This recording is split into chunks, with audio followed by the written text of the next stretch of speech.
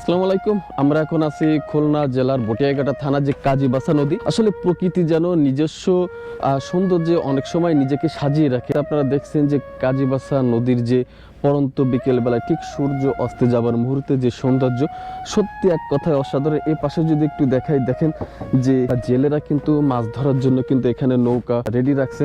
কাজীবাসা নদী থেকে বিভিন্ন ধরনের মাছ সংগ্রহ করে থাকে জেলেরা।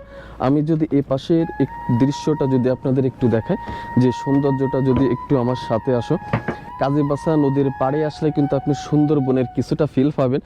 বিশেষ করে সুন্দরবনে যে সকল গাছগুলো দেখা যায়, কেওড়া, উড়া, গেও, গোলপাতা, সব ধরনের গাছ কিন্তু এই কাজীবাসা নদীর পাড়ে দেখা যায়। যদি একটু আমার সাথে আসো, যদি একটু দেখাই, যে পাশে দেখছেন যে অনেক নৌকা।